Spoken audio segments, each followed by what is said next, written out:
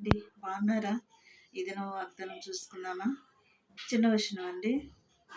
10,000లోన గుర్తించదగిన సుందరుడవు నీవు, అపరంజి పాదములు అగ్ని నేత్రములు కలిగిన వాడవు.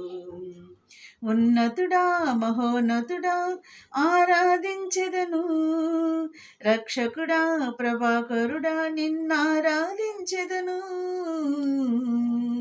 మహామహిమతో నిండిన కృపా సత్య సంపూర్ణుడా, ఇజ్రాయేలు స్తోత్రములపై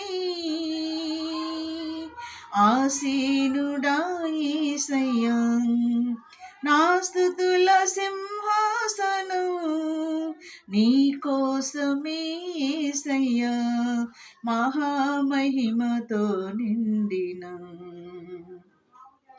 కృపా సత్య సంపూర్ణుడా.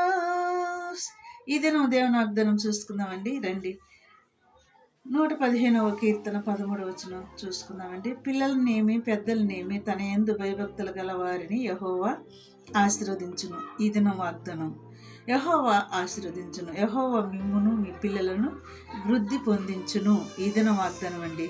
మరి ఇటు వాగ్దానాన్ని బట్టి మనం ఏం చేద్దాం? ఆయన యందు భయభక్తులు కలిగి ఉందాం. ఆయన ఆశీర్వాదములు పొందుకోవటానికి కూడా మనం సిద్ధపడి ఉందాం. పిల్లలని పెద్దలని అందరినీ ఆయన యందు భయభక్తులు కలిగిన వారందరినీ కూడా ఆయన ఆశీర్వదిస్తానని చెప్పాడండి. ఈ దినం వాగ్దానాన్ని, మరి ఈ వాగ్దానాన్ని బట్టి మనం ప్రార్థన చేసుకుందామండి. ప్రభు రాకడికి సిద్ధపాటు కలిగి ఉండండి. ఎత్తబడే గుంపులో ఉండలాగిన సిద్ధపడండి. దేవుడుతో మనం స్నేహం కలిగి మనం ప్రార్థనలో ఫలించుటకు ఆయన కృపలో మనం ఎదుగుదాం. ఈ చిన్న కళ్ళు మూసుకొని చిన్న ప్రార్థన చేసుకున్నాం. స్తోత్రములు ప్రభా, ఇలాంటి మాటలు మా హృదయంలో నెరవేర్చి సహాయం చేయమని నజరేయుడైన యేసయ్య నామములో నేను అడిగి వేడుకుంటున్నాము తండ్రి. ఆమేన్. God bless you.